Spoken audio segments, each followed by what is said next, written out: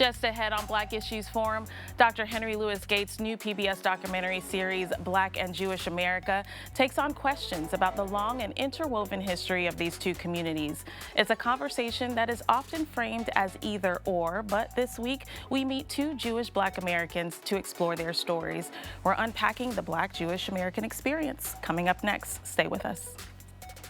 Quality public television is made possible through the financial contributions of viewers like you, who invite you to join them in supporting PBS NC.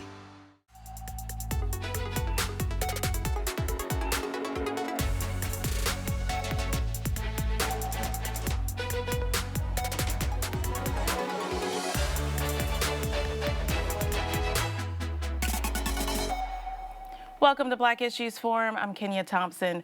For generations, conversations about Black and Jewish communities in America have typically been framed as a relationship between the two groups. But what happens when one lives within both? Not all Jews are white and not all Blacks are Christian. You may be watching Dr. Henry Louis Gates' new PBS documentary, Black and Jewish America, that depicts a far more complex story of Black and Jewish America than history books tell us. Here's a clip from that documentary.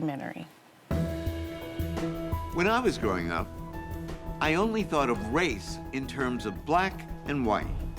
It wasn't until much later, when I learned about anti-Semitism, that I realized Blacks and Jews face common enemies.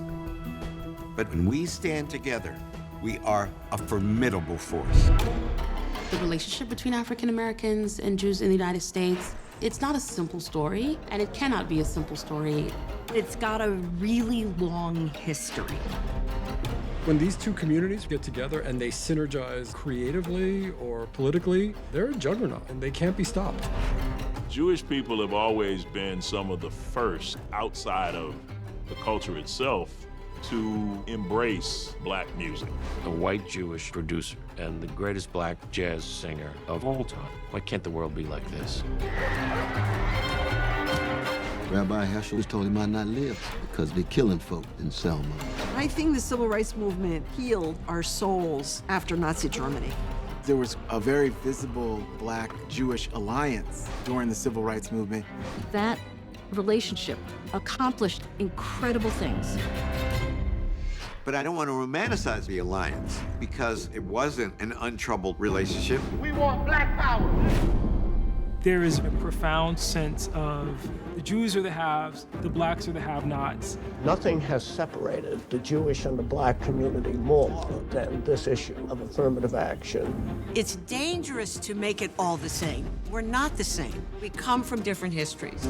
I don't consider myself white. And when I once told our class that, they laughed in my face.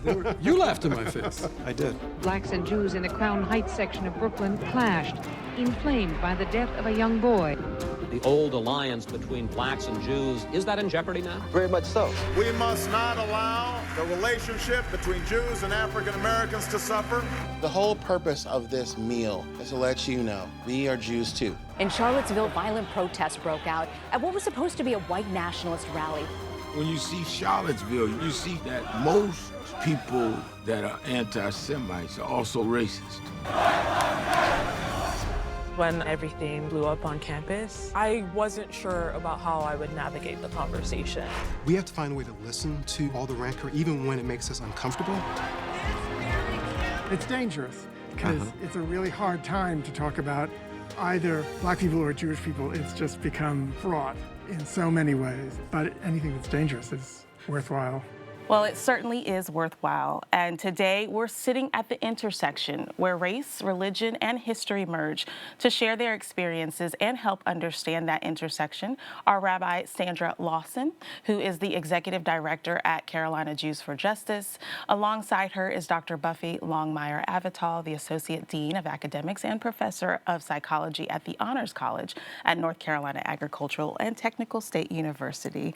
Welcome to you both. Thank you. Thanks for having us. I'm excited for this conversation. It's a space I don't think we explore often, as we've seen in the Gates documentary. Rabbi, I'd love to start with you. You know, many people might not connect the two or be aware or familiar with the idea that there are Black Jewish Americans. I'd love for you to start by sharing your story. Yeah, I'm not even sure where to begin. Like but typical, maybe not typical American story. Like I grew up mostly in the Midwest. Yeah. I was in the military. My dad was in the military. Moved around a lot. I got used to sort of being always the new kid in school. I went to college, dropped out of college because I wasn't ready for whatever, and I joined the military myself. Then got out of the military. Had a personal training business for a little while. I was en route to get a PhD in sociology. I went to graduate school for sociology, and then I pivoted. Kind of felt the need to, or the want or desire to be a rabbi, which I thought was a little nuts at the time. Do you have any experience with the community? I was a longtime leader in my synagogue in Atlanta, Georgia. Okay. I was executive vice president of that synagogue, and I had a really amazing rabbi who embodied sort of the legacy of Heschel and King and the rabbis of the civil rights era. Was always on the front lines. Was one at the time probably one of the few or only white clergy members on what was called it was 100 black clergy, which was actually more than 100 clergy. But so have you always been Jewish? So the I'm gonna say what the challenge is with that question. Is the question itself assumes a narrative of the Black Jewish experience, and so when you look at data, for example, from the Jews of Color Initiative Beyond the Count study, that study shows, and it was the first study that I'm aware of that really highlighted the experiences of Black and Brown Jews in the United States, or Jews of Color in the United States, and so 2/3 of Jews of Color. The two-thirds of Jews of color grew up Jewish, and so that combats the narrative that a majority of Jews of color sort of are outsiders or converted in. And so often, my experience, and maybe Dr. Buffie's experience as well, is that when people see us, the question sort of firm, well, how did you get here? Which doesn't happen with our white colleagues, or doesn't happen with many of the Jews who present as white. Right. And forgive my ignorance for asking, right? But I think it is like you said, kind of this assumption that there isn't, there's a journey in and not already in existence. Yeah, and for example, many, I have a lot of Black Jewish friends. I've never felt the need to ask them how, why, all those things. But that is not the experience that many Jews of color have that look like me, where many Jews who present as white are asking how did you get here? How are you Jewish? When did you convert? Or things like that are completely inappropriate for another Jewish person to ask another Jewish person. Okay. Dr. Longmire-Avital, excuse me, I'd love for you to share your experience. Yes, absolutely. I just want to pick up on this thread because it's interesting. One of the ways that we know each other is that I was a fellow in a race, religion, and American Judaism. I should know that. I was a fellow. Cohort. And so I was able to really dive into conversations around the ways in which we talk about race and the experience of Jews of color in our communities, and I was always struck by a participant, and these were anonymous responses through a survey that I administered, that was talking about the importance of kind of allyship and engaging with Jews of color, and then made the statement, which I'm reading these first few sentences. I'm like, okay, this is amazing. Yes, this is what we want to see. And then made the statement, said, well, because they weren't born Jewish. And so it picks up on that assumption. From my experience, my people are from Danville, Virginia, and growing up, even though I grew up outside Boston and my grandparents were part of that great migration that went up to New York and lived on the Upper East Side, the fascinating thing is that Judaism has always been in the threads of my family, going all the way back to Danville, Virginia, multiple generations. I'm very comfortable in saying that I did not grow up Jewish. It's an interesting conversation as to why that happened, and we don't have the time to pick that up. Right. But I always grew up in a multi-faith family, whether I recognized it or not. My kind of modern or kind of recent relationship and identity as a Jewish woman for me was building over time as I started to realize and put the threads together for my family and recognize our really beautiful faith history, and then really crystallized when I met my husband. So it's a little bit of the, if anybody is watching Netflix or watched like Sex and the City, they're probably thinking, oh, yes, I know this story. I mean, you may know the story, but you may also not know the story. And for us, that story was really having a conversation at a diner, how very New York of us, and talking about what it would mean to take this relationship further, and the fact that he was white, I was black. So if we were taking this relationship further, we were already going to be an interracial couple.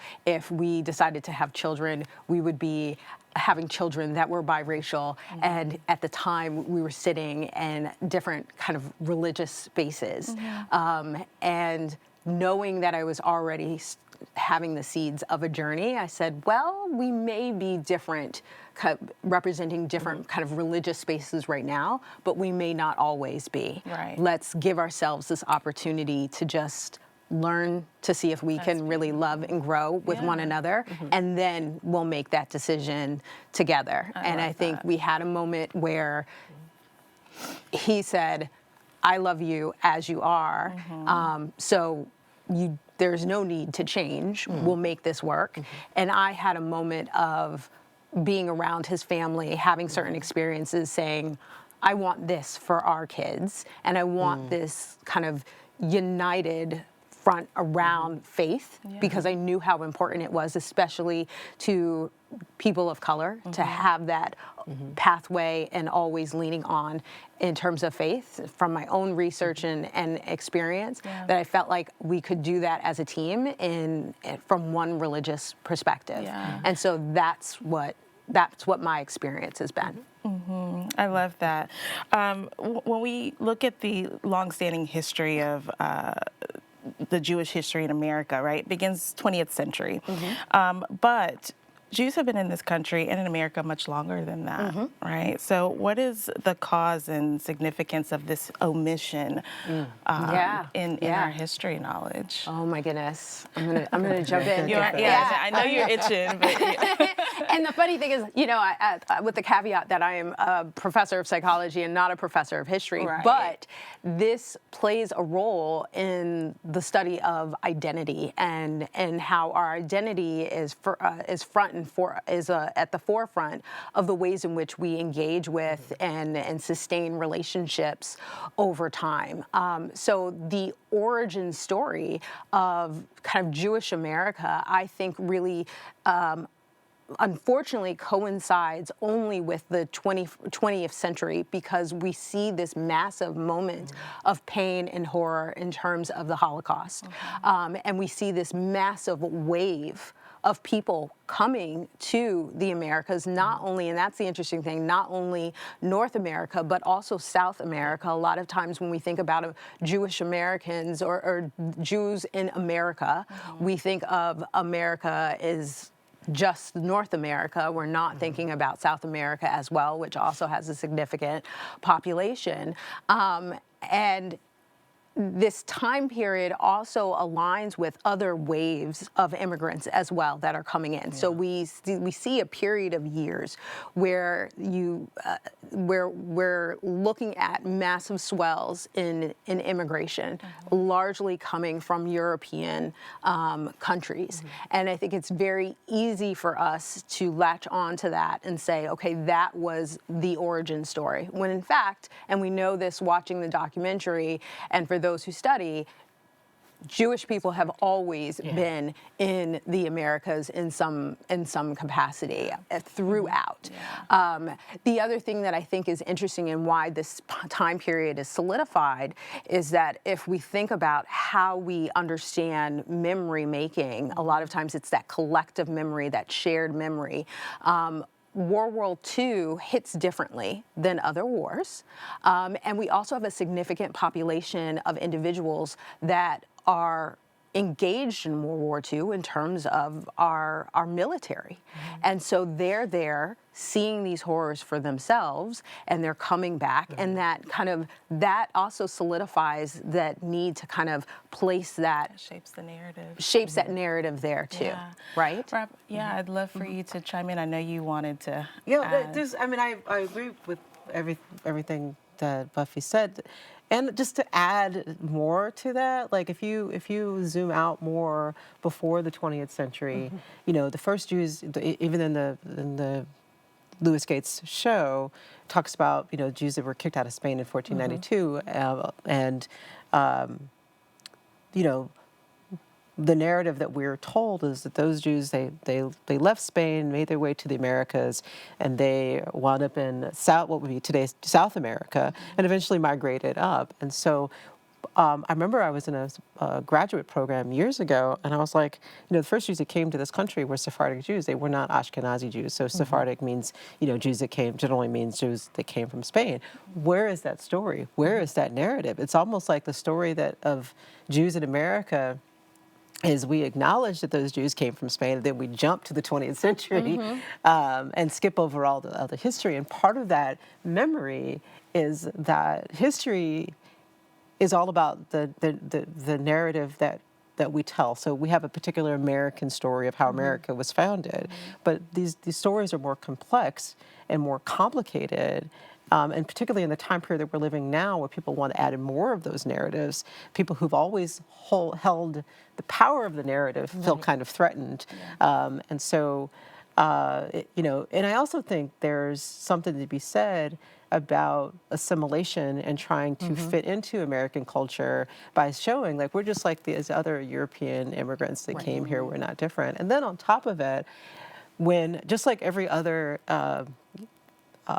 folks that immigrated at that time from Europe, there was a group of people that were already here. And so, like, we, heard stories about Irish folks that were already here, and then the newer group of Irish folks that came here were like, we're not like those folks, we're different. And I think a similar thing could be played out to the later Jews that immigrated here. And I also want to apologize. I don't like using other people's stories when I'm not part of that story. So for me to talk about Irish folks, I'm not Irish. Right. But I think that's a particularly European thing that happened, where the first groups that came here may be looking down on the next wave of people that came here. I don't want to make any assumptions, but would you, either of you, say that there are any tensions between the Black Jewish communities and the white Jewish communities? And if there is tension, is there one side that's creating the tension more, or is it internalized? So you're talking about the tension between Black Jews and white Jews, or Jews of?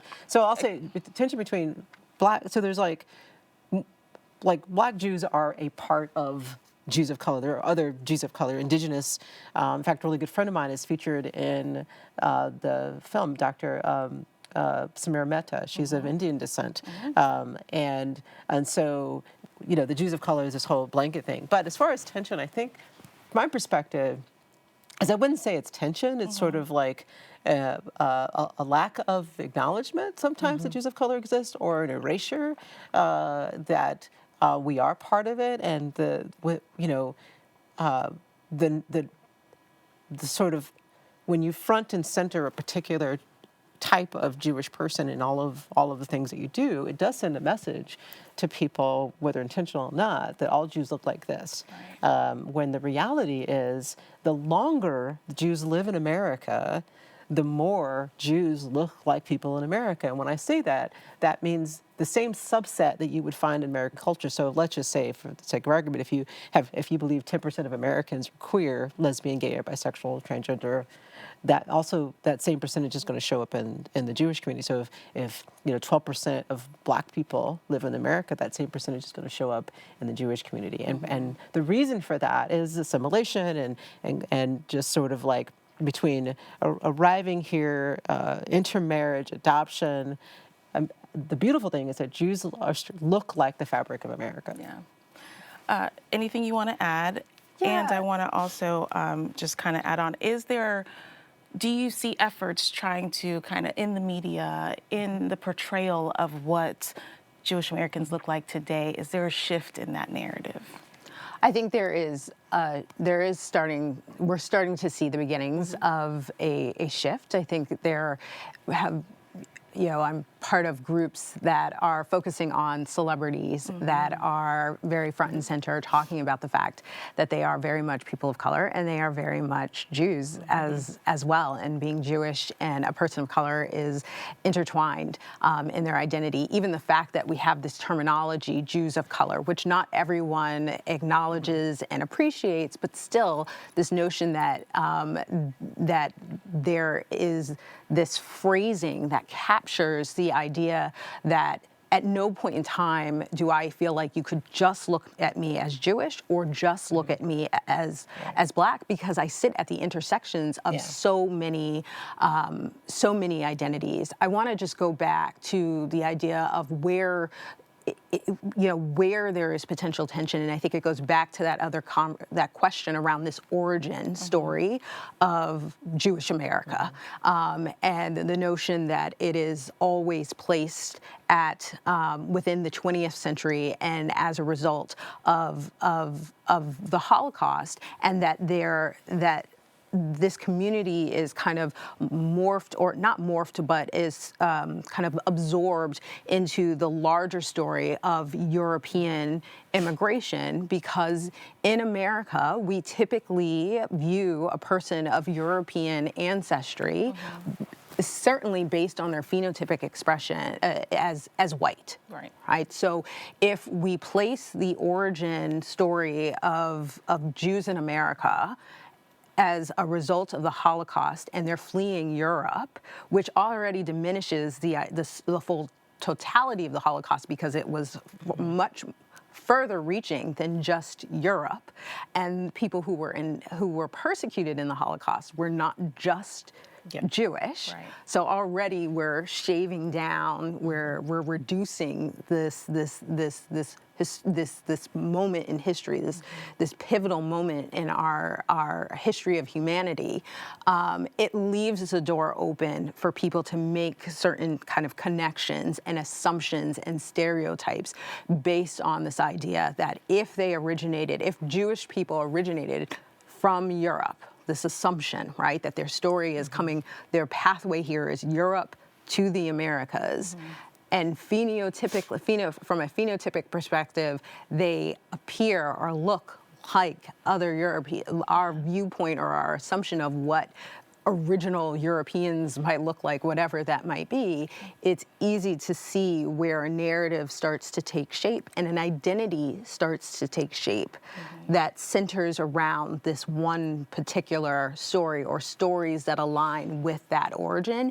And you move further and further away from the fact that Jewish people have always been a multiracial people because Judaism predates the conception of race. Race is a social conception. It's not biologically driven. It's not any of those things. Yeah, I want to bring Rabbi back in. Just a couple of minutes. If there's a misconception or a point of clarity that you would love to leave viewers with, what would that be? There might be many. There are. That's a lot. But what would be your top priority to share today?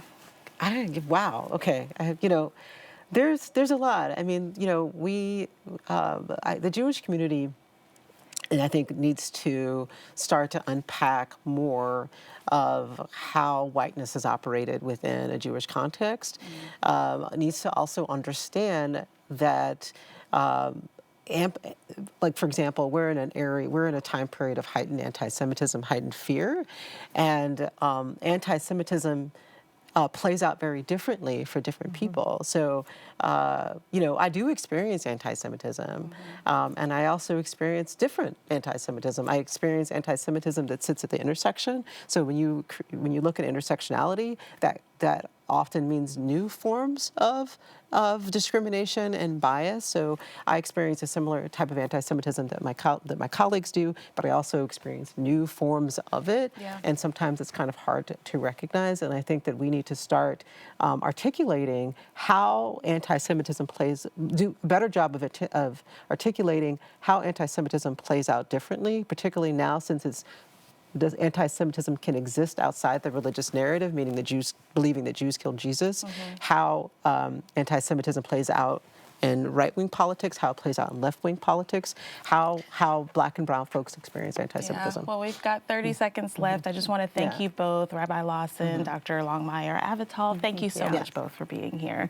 And I thank you for watching. If you want more content like this, we invite you to engage with us on Instagram using the hashtag Black Issues Forum. You can also find our full episodes on pbsnc.org/Black Issues Forum and on the PBS video app. I'm Kenia Thompson. I'll see you next time.